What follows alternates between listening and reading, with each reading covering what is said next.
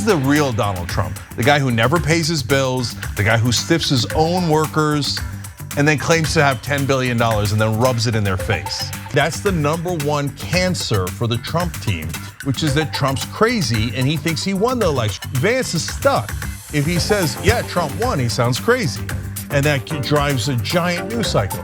But he can't anger the #1 client that he has, and that's Donald Trump. JD Vance, I'm sure, would like to become the VP right now and then run in 4 years and win or whatever. That's best case scenario for JD Vance. Well, all of that happening and his wife not leaving him for all that he's revealed of himself since he became VP nominee. That's the best case scenario. I know a lot about overtime. I'd hated to give overtime. I hated it. I'd get other people, I shouldn't say this, but I'd get other people in, I wouldn't pay. I hated. During a rally in Pennsylvania over the weekend, man of the people, former President Donald Trump admitted to screwing over his own workers by refusing to pay them for overtime. He let that mask slip just a little bit. Now the comments came as he was talking about his very popular proposals to end taxes on tips and overtime pay, which the crowd understandably loved. But the energy quickly changed when he came clean about being the type of employer who doesn't want to pay his employees overtime pay. Let's watch. We will have no tax on tips. No tax on overtime. And no tax on Social Security benefits for seniors. No tax, no tax. And you know, it's going to lead to great things. A lot of people don't give. I know a lot about overtime. I'd hated to give overtime. I hated it. I'd get other people, I shouldn't say this, but I'd get other people in, I wouldn't pay. I hated. This is going to lead to a lot more. I think it's going to be economically positive, but I'm not even doing it for that reason. I'm doing it because like the no tax on overtime, it's something so good, but no tax for the seniors. Do we have any seniors here? I hate to admit it, I'm a senior. No, I love that clip for so many different reasons, right? He's like, no tax on tips. Ah! Like the audience goes wild. No tax on overtime pay. Ah! Crowd goes wild. And then he forgets who he's talking to, and he's like, you know, I didn't like to pay overtime pay for my employees. Just radio silence. You can hear a pin drop, and you can tell he immediately like realizes, oh no, I stepped in it. And like it's like, hey, no tax on seniors. No tax on seniors. Anybody? No tax on seniors. Yeah. Hey, don't scroll away. Come back. Because before the video continues, we just want to urge you to lend your support to TYT. You power our honest reporting. You do it at tyt.com/team, and we love you for it. So you know how I tell you that Trump A/B tests his messages? He'll just say both things and see how it goes. So he's like, now remember, I'm a dirty businessman who's a crooked and doesn't pay people. And overtime, oh my God, I'd never pay you guys overtime. He's a typical American employer. Right. Let's keep it real. Okay, and so I hear you on that. But as usual, as you're about to tell us, he's way worse than the average employer, and he brags about it. So this is the real Donald Trump, the guy who never pays his bills, the guy who stiffs his own workers, and then claims to have $10 billion and then rubs it in their face. So let's talk about his past, because what he said was not a lie. So congratulations to Trump for telling the truth. So back in 2016, USA Today had done an investigation into his practices as an employer. And they published this piece. Hundreds allege Donald Trump doesn't pay his bills. Donald Trump casts himself as a protector of workers and jobs. But a USA Today network investigation found hundreds of people, carpenters, dishwashers, painters, even his own lawyers, who say he didn't pay them for their work. So their analysis did in fact find that this was true, that Trump had been involved in more than 3,500 lawsuits over the previous 3 decades, many of which came from ordinary Americans who said that Trump and his companies refused to pay what they were owed. Among them, a dishwasher, a glass company, a carpet company, a plumber, painters, 48 servers, dozens of bartenders and other hourly workers at his resorts and clubs, real estate brokers who real estate brokers who sold his properties, and then you have several law firms that once represented him in these suits and others. People have accused Trump and his businesses of failing to pay. Trump's companies have also been cited for 24 violations of the Fair Labor Standards Act since 2005 for failing to pay overtime for minimum wage, and that's according to the US Department of Labor data. And some of those workers even put in 20-hour days over the 10-day Passover event at Trump's National Doral in Miami. And his mistreatment of workers also goes beyond his personal businesses. He screwed workers as president as well. For instance, the Trump Labor Department prevented millions of workers from receiving overtime pay by not defending the Obama administration's 2016 overtime rule. I remember this, but instead finalizing their own weaker overtime rule in September of 2019. Roughly 8.2 million workers who would have benefited from the 2016 rule have been left behind by the Trump administration's rule. He also, of course, stacked the National Labor Relations Board with anti-union appointees and laughed about firing workers during his discussion with Elon Musk. Let's take a quick look at that. I look at what you do. You walk in and you just say, you want to quit? They go on strike. I won't mention the name of the company, but they go on strike and you say, that's okay, you're all gone. You're all gone. So every one of you is gone and you are the greatest. You would be very good. Nonetheless, it appears based on recent polling that Donald Trump is pulling working class voters, definitely more so than Kamala Harris is. The latest Times Siena College poll shows that Harris trails Donald Trump by 18 points among working class respondents. Yeah. Cenk. So of all of his lies, this is the most obvious. And so when I debate conservatives, a lot of times they'll say, oh yeah, I know you guys claim this, but what happened during his administration? It'll be hilarious because they'll be like, you guys claim he's a threat to democracy, but we had him as president and the democracy didn't end. Yeah, but he tried to end it. Seems pretty relevant, doesn't it? Right, but in this case, it's even clearer than that because what did he do? He fought against workers' rights in every case. He even once said there shouldn't even be a minimum wage. You should be able to go lower than $7.25, which is $15,000 a year. He thinks you should get paid absolute dirt. Now, what did he do for his beloved Goldman Sachs and corporate donors? The biggest tax cut in American history for corporations. So, and he stacked his cabinet and his administration full of Goldman Sachs officials, including his Treasury Secretary. And he said, hey, big bankers and the wealthiest people in this country and the giant corporations that run and ruin our lives, what would you like? The bank's open. We're gonna take it from the average guy in the middle class and we're gonna give it to you. That's what Donald Trump did. That's who Donald Trump is. This debate started as something that we haven't seen in a long time, a normal debate. It was pretty normal, yeah. And it continued that way throughout. And this is what all the debates used to be like. If you're a young person out there and you never saw a non-insane debate, this was it. Okay, so back in the old days, these are all the debates that we had. Relatively boring. They trade a couple of barbs, but they'd be respectful to each other. And they would say, you know, I appreciate what Senator Vance is saying. I agree with Governor Walz there, etc. So welcome back to the old America, at least for a night. And so that was kind of a relief. It was the first debate of this cycle where there wasn't someone who was senile or insane on the stage. So in the first debate, you're like, no, the train wreck of Joe Biden. And in the second debate, you're like, no, the train wreck of Donald Trump. Here, there were no train wrecks.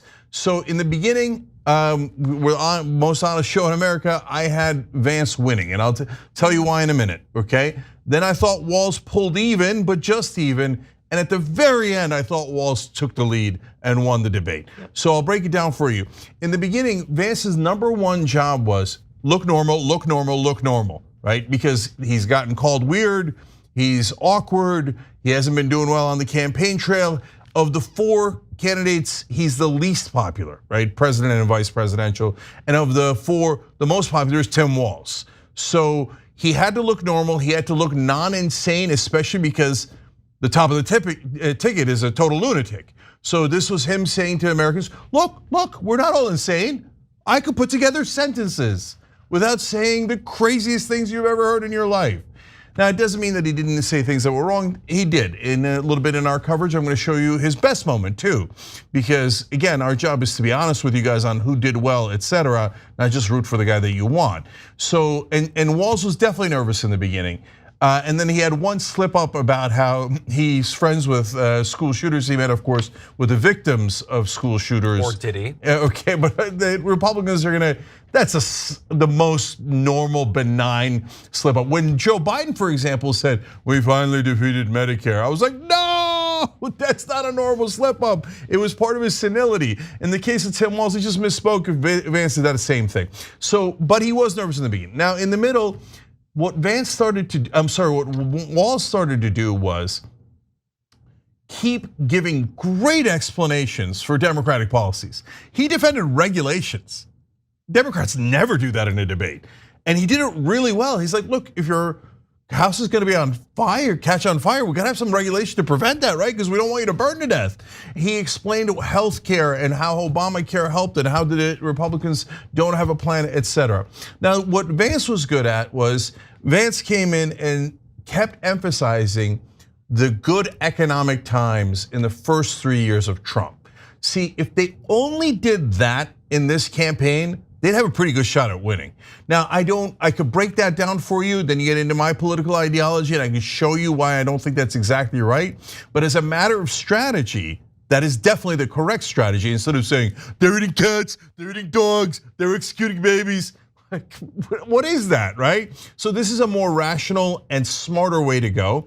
And he kept saying, well, Kamala Harris had 3.5 years to do that, 3.5 years to do that. Why didn't Kamala Harris do that? Good strategy. Now, is it true? Come on, guys. The vice president has no power at all. Okay, so that's absurd. What did Mike Pence get done in 4 years? The only thing he got done was at the end when he's like, no, I'm not gonna help you with a coup. And then, of course, that leads us to the end of the debate where Walz pulled ahead by doing something that's dangerous but really great if you nail it in a debate, which is asking the other guy a question. And he said, did Donald Trump lose the 2020 election?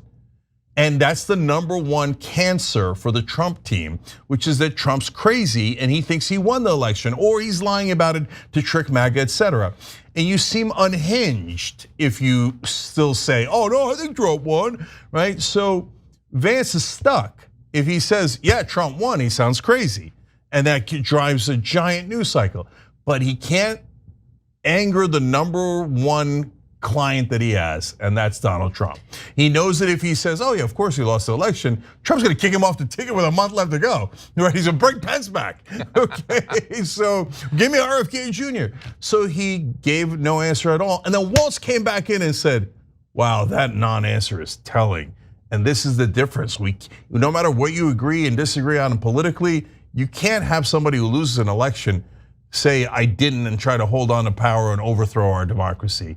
And that's the heart of the Kamala Harris campaign. Like, there's tons of things about Kamala Harris' campaign, but remember, Biden would only talk about that. But it's still an integral part of the Kamala Harris campaign, and that's why I'm voting against Donald Trump. He, in my opinion, as you guys know from watching the Young Turks, if you have, that I think he tried to do a coup with the fake elector plot, etc.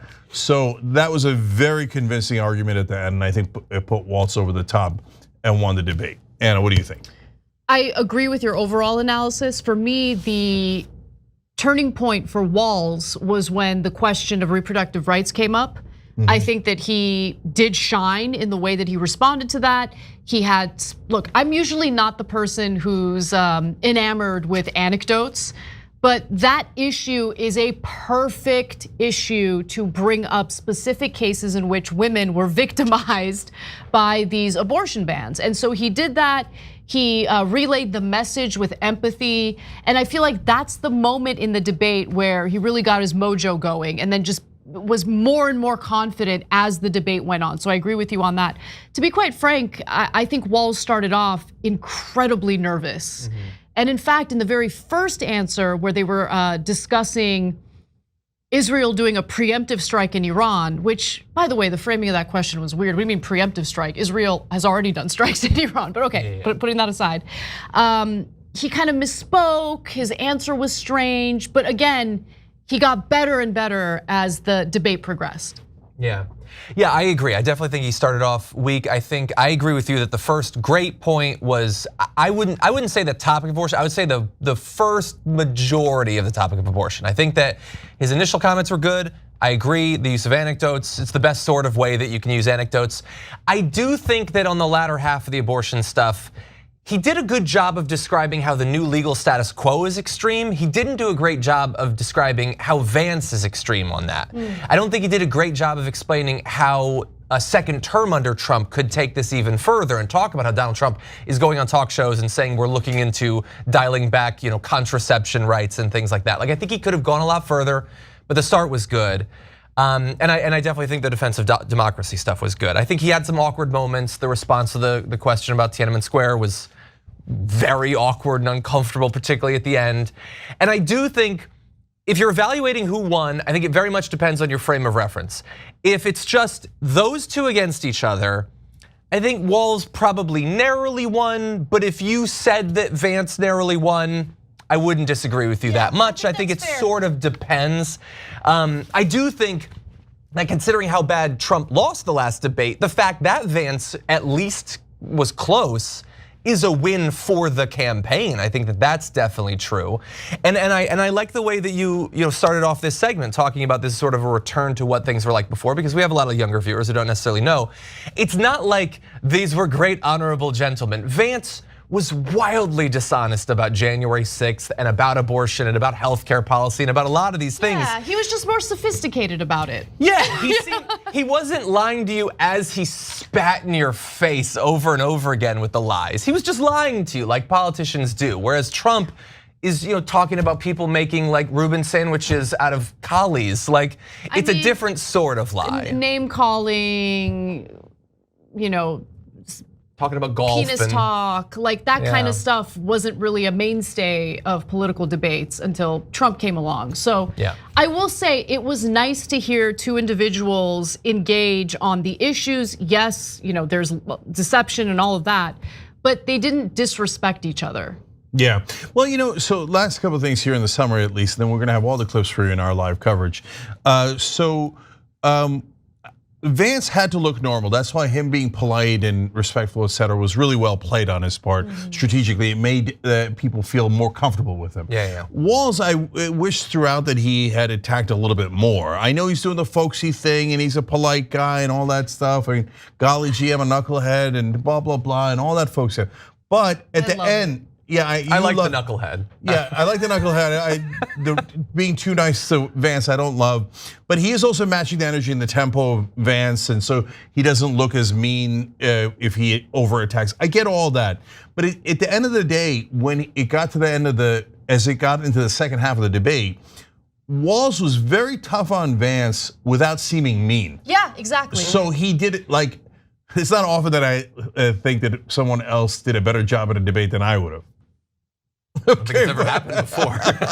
But that portion of it, Walz definitely did better, because I would have been more aggressive and would have come across as too aggressive in that sense. Walz, by the latter half of the debate, had just the right balance of like, what are we doing here, right? But without seeming like a jerk. What we might think of as his vibe. He finally had landed on that's what we want out of Walz as a communicator. Yeah. Cenk, not everyone wants like the strength of Turkish coffee. Some people just want like American drip, medium roast to light roast. Like, some people want too strong. But the point that I'm trying to make is you have to understand like that aggressive, fighting spirit might appeal to you, but I think that represents a fraction of the electorate. I think a lot of people get turned off by that, to be honest. Yeah, I think it's a mixed bag, obviously. And especially for Democrats who usually don't fight back enough. But here, he fought back with facts, so I'll take it. Yeah. And I appreciate the plug on twostrongcoffee.com.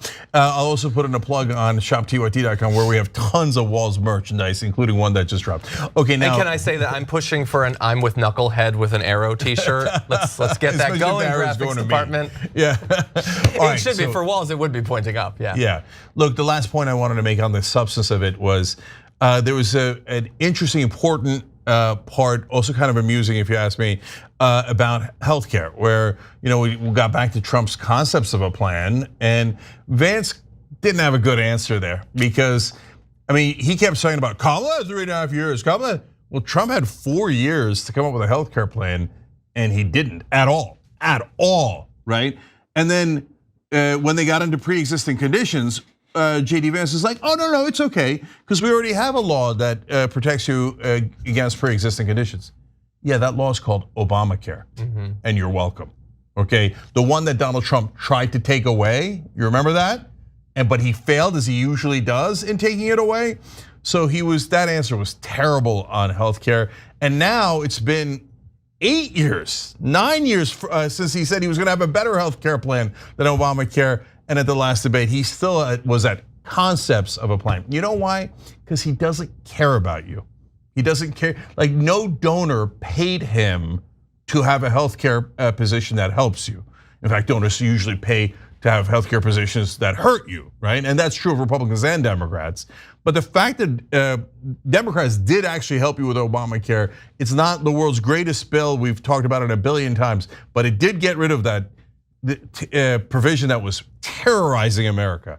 That if you had a pre-existing condition, you were screwed. The Democrats did lower drug prices on at least 10 drugs. I think it should be 10,000 drugs, but at least they got there. The Republicans have zilch, nothing. You got healthcare problems, they'll make it worse. They'll take away Obamacare. They'll take away protections on pre-existing conditions. And they don't, after all this time, they still don't have any healthcare plan at all. No one is gonna do anything about healthcare. Okay, let us dispel the notion that anyone is gonna do anything about healthcare in the next presidential term. Yeah. So it's sweet that the question was asked, okay? But I'm kind of annoyed by it because I know no one's gonna do anything about it. Yeah. Okay, the Affordable Care Act will remain in place, which is good. It's better than what we had before. But the idea that Republicans have a plan to replace it, obviously they've proven that that's not the case. And Democrats do not intend on improving on the Affordable Care Act. So let's just stop pretending. So look, let me just say the last thing about that. To be fair to the Democrats, they do give you 5 to 10% change. And sometimes things like pre-existing conditions, this is a really important 10%. Lowering the drugs on some of the most, like insulin, lowering the prices on that is a nice 10% win, right? Now, having said that, Anna's not wrong. They're never gonna do Medicare for all, at least in this corporate Democrat, corporate Republican. But to the point of not forget universal health care, which the country loves, and over 70% of Americans want it. Every developed nation on earth has it. It costs half of what we have, but our politicians are so corrupt, there's no chance they're gonna do that. But to Anna's point, the Democrats say like benign things like public option, which are so popular, and they never even propose it.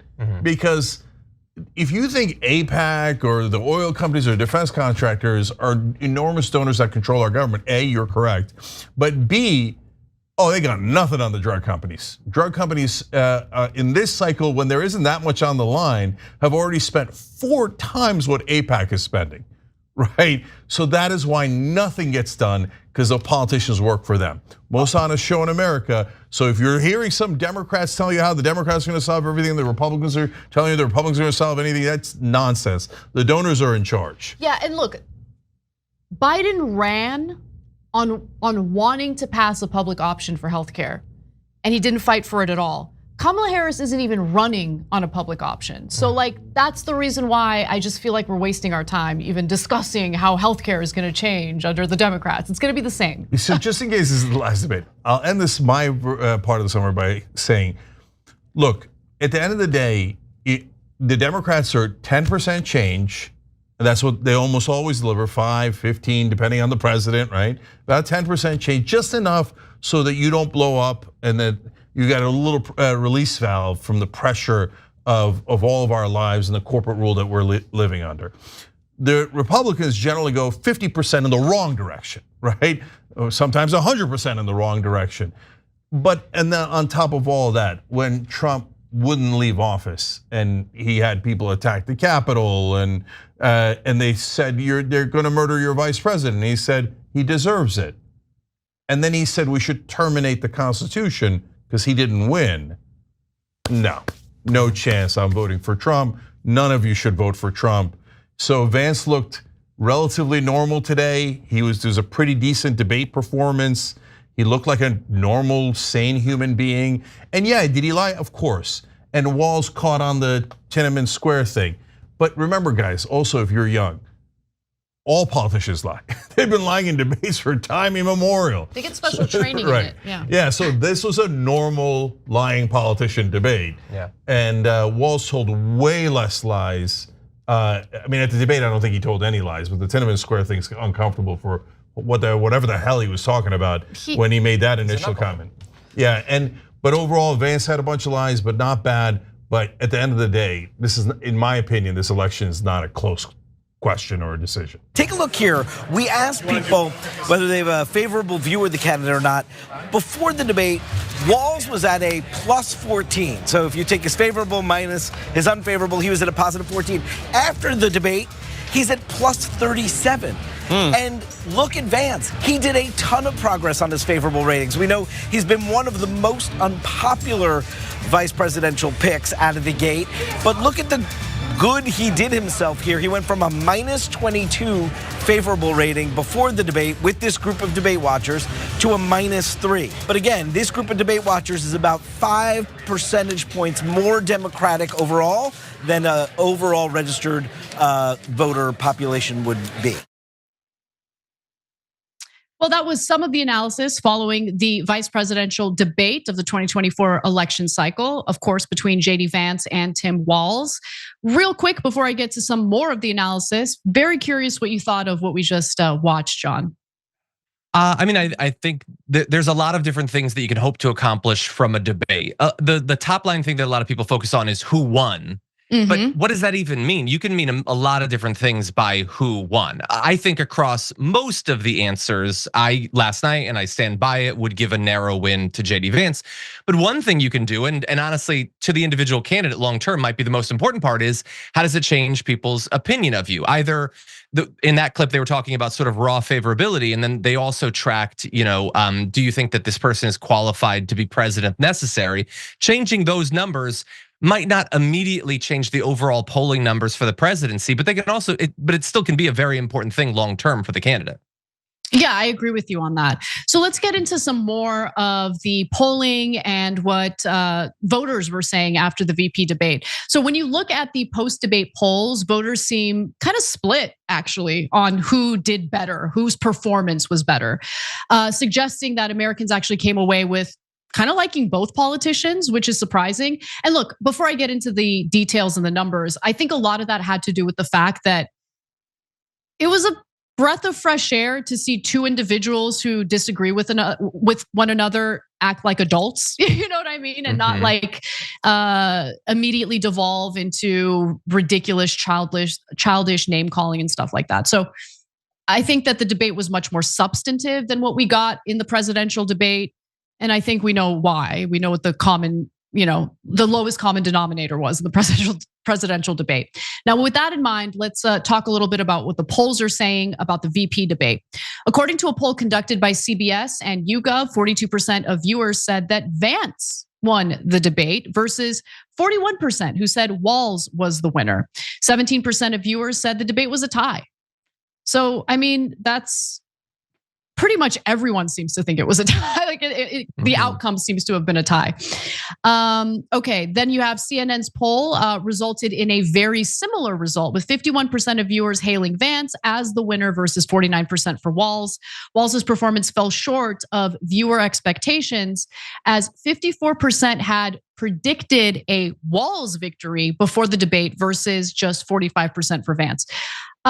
It's interesting that the prediction prior to the VP debate was that Walz was going to win. And I say that's interesting because, I obviously prefer Walz and I think Walz is a more likable person overall. But I also know that JD Vance can come across as polished, prepared.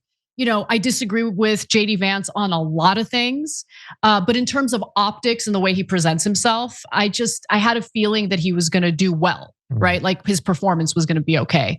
Asked who won Tuesday's debate, voters were split 50-50 over whether it was JD Vance or Tim Walz, according to a Politico focal data snap poll of likely voters. So it was like essentially a tie, right? And also keep in mind, and I think you said this last night, John, as we were covering the debate live, I don't think VP debates really move the needle in the election. The only thing that the VP debates can do is cause a lot of harm, right? So the advice going in is do no harm, just don't blow it and everything will be okay.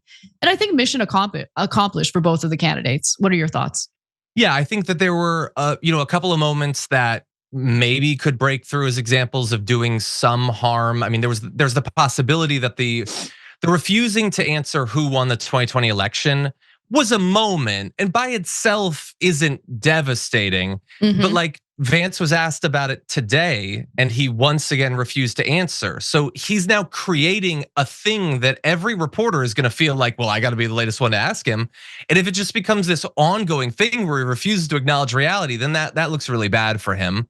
There could be a similar thing maybe for Tim Walz, like questions about the Tiananmen Square thing. That was a really awkward moment. And I saw like one op-ed that was saying like the idea that we had before Tim Walz became the VP, that he's this like media marvel, like this is kind of, it's creating a few cracks in that. Maybe it was just that at that time on those outlets he was doing well. Maybe he's not the perfect political communicator.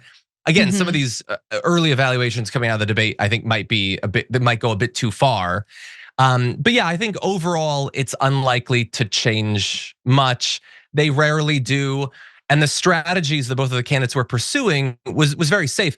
To your point earlier about people expecting that Walz would win, I think like Brett, I talked to Brett earlier and he said JD Vance is an Ivy League trained lawyer. He damn well better win a debate, which I think is a good point. Like that's what they're trained to do.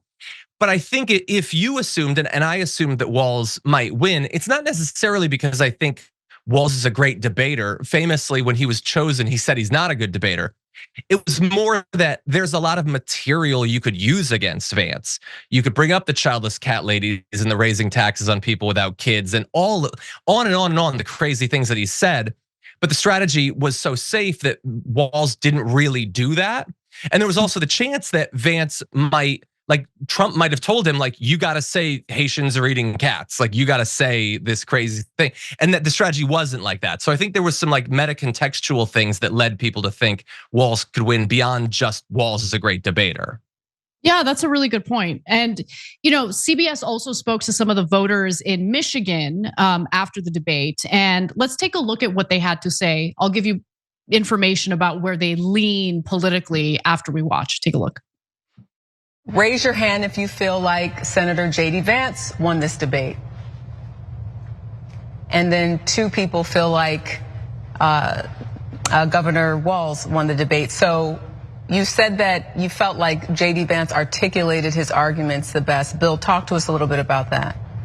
Yeah, he was a very smooth talker. Very smooth talker. Yes, he was.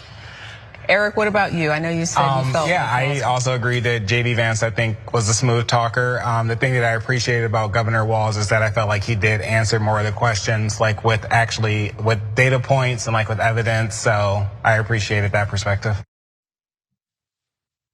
Okay, so when it comes to this particular panel, and by the way, like obviously this is all anecdotal, right? That's not a poll, that's not a representative sample of voters, but still it's interesting to hear actual voters and what their thoughts were, like ordinary people and what their thoughts were after the debate. And so this panel had Republicans and Democrats in it, but leaned slightly conservative. 2 had already decided that they were gonna vote for Harris, 2 decided they're gonna vote for Trump, and 1 was a Republican debating whether or not to vote, and 1 was an undecided Nikki Haley supporter. So thoughts on what you heard from the voters in that clip, John? Yeah, I think you're totally right that it's just anecdotal, but it is supposed to give us a window into what regular people are like of a variety of sorts. And I think that those 2 answers we saw are like exactly what those groups of people are supposed to feel. Like maybe someone who's a little bit more, like favorable towards the Republicans is just supposed to come out and be like, yeah, that was smooth. Like, and they may not say it, but what they mean is in comparison to Donald Trump. They're not supposed to come away from Vance like, I'm glad that he talked about the app at the board. Like they're supposed to just get an impression that, oh, he's impressive, I guess. And a lot of voters aren't that, it's not that difficult to get them to have that impression. A lot of them think that Trump is impressive. So it was just supposed to be like, it's a vibe that you're trying to get them to think of. And then with the second guy that answered, Like there are the voters that are perhaps like, that they're a little bit more focused on the wonky stuff, and you want to deliver your message strongly, but also make clear that you're following the science or whatever. Like I think that the two sides, like that's exactly who they're trying to appeal to. So it's fascinating that those are the two that were chosen in the focus group to actually respond. Yeah. Look, NBC News did something similar. They took some time to speak with ordinary voters, a similar group of Pennsylvania voters in this case. But they actually did not agree that Vance won the debate. To be clear, some of you had made up your minds going into the debate. We had two really very much pro-Harris. You were probably for Harris. You guys were you were more unsure. And then we had two people who were really considering Donald Trump, including Brian. And Brian, I want to go to you because it's been fascinating to get your read on what happened tonight. Because it seemed like you went in sort of wanting to like JD Vance and thinking about Trump. If you were going to say who won tonight, I would say that Tim Walz won. I wonder, would everybody say that Walz won this debate? A show of hands. No pressure. Okay. Not sure, Claire. Claire, you win. I don't know what it means to win a debate. You know what? My favorite person in this entire story is that very last woman who said, yeah, what does it even mean to win the debate? I think that your own personal biases usually play a role, right? Like whether you want to admit it or not, you're going to want to root for your preferred candidate. But also, how do we measure it, right? Like I think looking at the polling can measure it, but also what kind of impact is it really going to have on the election? Like that's the part that really stands out to me, because we get all excited about the debates, we put a lot of weight behind it.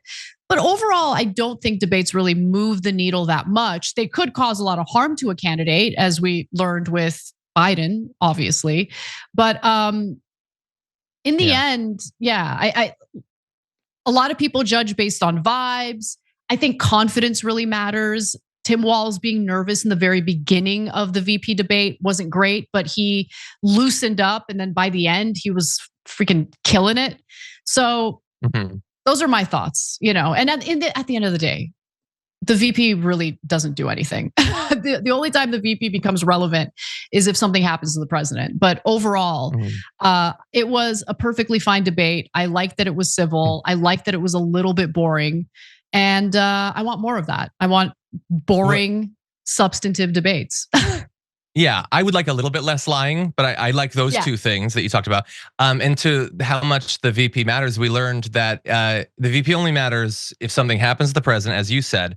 And what happens to the president could be literally that he's not running anymore, and now the VP is, and suddenly the VP was always in charge of everything.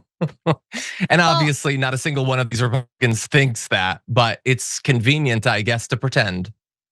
Yeah, and I mean, if you think about that equation, then the VP for Trump matters way more. I mean, Trump's up there in age.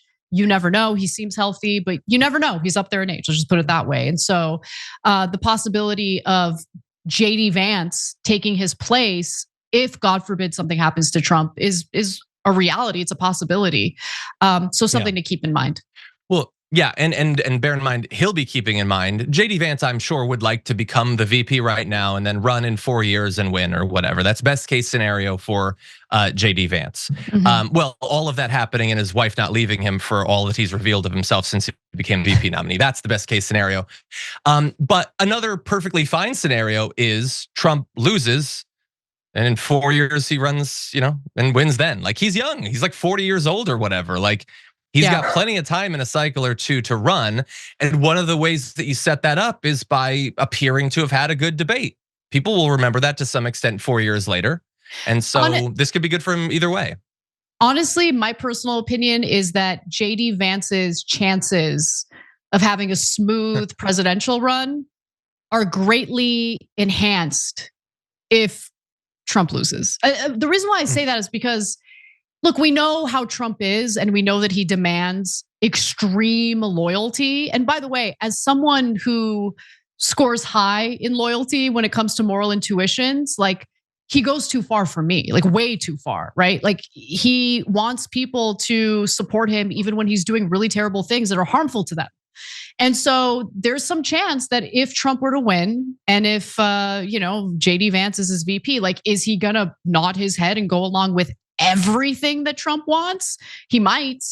That could either get him in a lot of trouble, potentially with the law if things play out the way they did in Trump's first term, or he will push back against Trump, and we all know what happens when, cabinet members decide not to go along with everything Trump wants. So I don't know if JD Vance is really like engaging in this like cynical ploy to eventually make his way to the White House. I think his chances are greater if he and Donald Trump lose in this election cycle. The new polling suggests that Donald Trump and Kamala Harris are deadlocked in literally every single battleground state, meaning this race continues to be an extremely tight one. Now, the Cook Political Report, which does surveys with their swing state project, shows that Harris polls between 1 and 3 points ahead in 5 of these swing states, which is easily in the margin of error. And in a 6th state, North Carolina, Harris and Trump were exactly tied. Now, Harris leads Trump in Michigan by 3 percentage points, and she also leads by 1 or 2 points in Arizona, Nevada, Pennsylvania, and Wisconsin, where she's actually holding a rally with the Cheneys today. Trump is leading by 2 percentage points head-to-head in Georgia. But she is, well, let's check it and see if she's doing any better than Biden. According to this particular poll, in the May survey that they had done, when President Joe Biden was still in the race, Trump led in 6 states and tied in Wisconsin. And so Kamala Harris is, in fact, according to this poll, performing better than Biden was.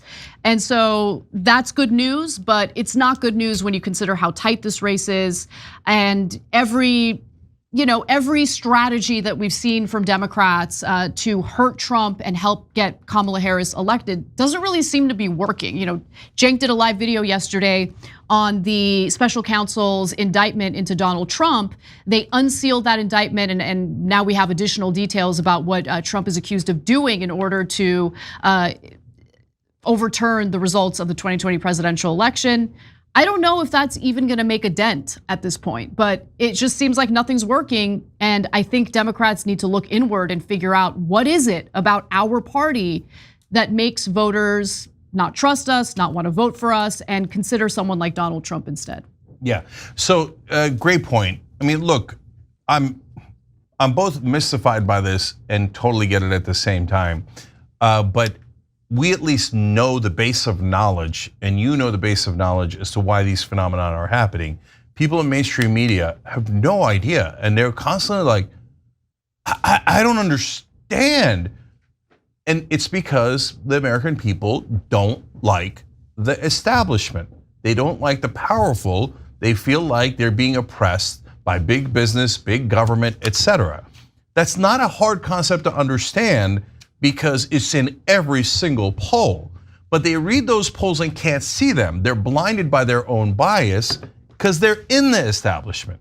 It's like the Israelis can't see that they're the ones that just killed 41,000 people in Gaza, that they are the much more powerful force, and they have a right to exist. They are existing, and the Palestinians have no right to exist because of Israel. But they can't see any of that, even though it's obvious to the rest of the world, because they're blinded by their bias. Democrats couldn't see that Joe Biden was too old. That's amazing, right? They just can't see reality. Now, the part that I'm mystified by is, I mean, there's a billion things about Trump that's wrong, right? Well, we do TrumpBrackets.com, where we had hundreds of submissions, 64 gigantic ones, etc. But there's 2 things that stand out so much. After he lost the election, not only did he do a fake elector scheme to organize a coup against America, but he said it. He said we should terminate the Constitution. All rules, regulations, and articles in the Constitution should be terminated so that Trump could be president.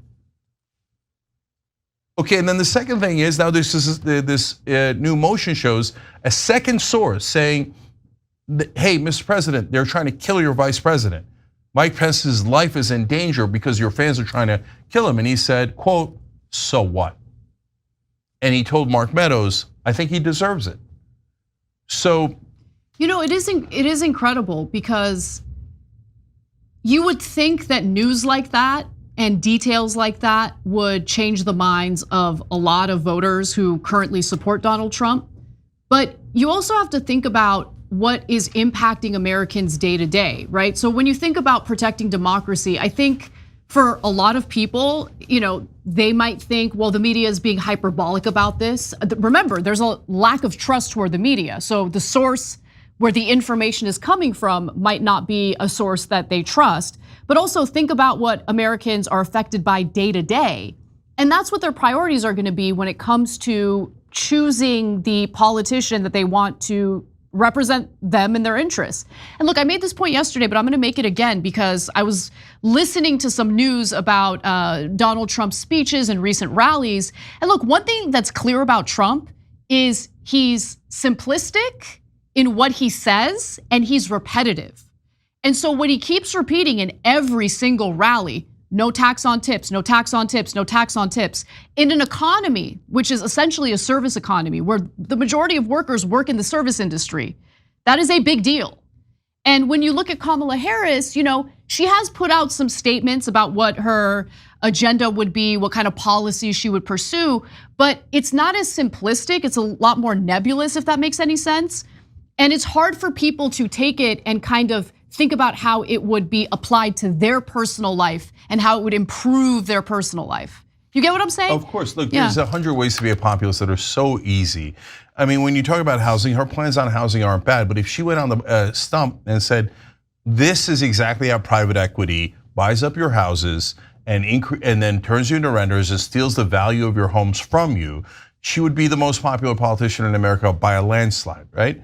But private equity funds her campaign, they fund Trump's campaign, so they've neutralized both candidates and that are not telling you the real story. And you know, look, I don't want you to get the wrong impression. Donald Trump, obviously a fake populist. Is he gonna get rid of taxes on tips? There's no chance he's gonna do that. Instead, he's gonna cut the corporate tax rate one more time from 21% down to 15%. So, but at least he's faking it, whereas the other side, they did it for like a minute. Tim Walz, populist agenda, and then the Biden team took back over, no interviews. They started renouncing some of their populist policies and they went back into corporate mode. So that's why they can't beat someone who's an obvious monster and that they should be landsliding. Guys, last thing on how Trump's so easy to beat. Like imagine if the same exact scenario as Trump with the same exact sourcing, right? But it's about Barack Obama and how he thought his fans should murder Joe Biden. What do you think would have happened? That would be the largest story of our lifetimes. Everybody knows that, right?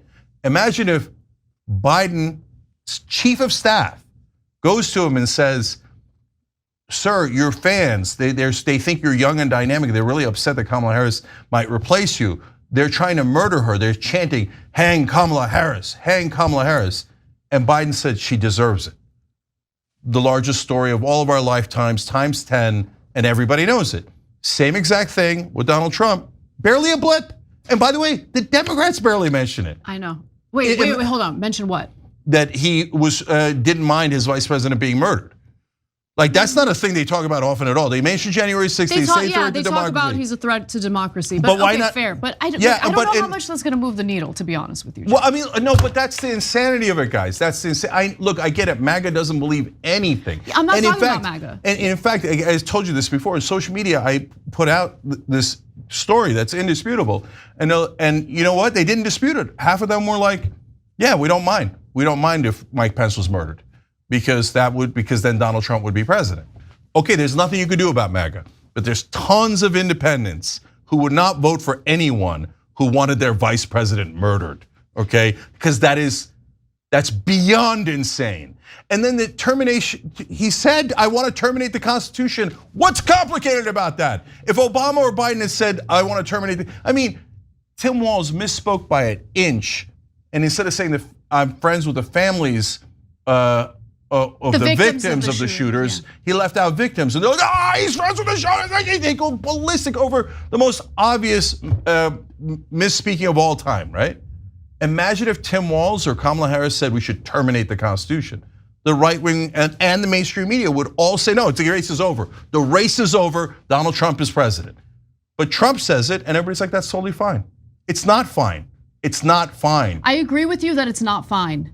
And as I've said repeatedly on this show, Donald Trump should be held accountable. And I hope that the special counsel's case against him moves forward some way or another, because what he did was wrong. I do value our democracy. However, it is also a problem, guys, when our government makes a mockery of our democracy. And what I mean by that is we have now gone on for several decades where the needs of the electorate are not met.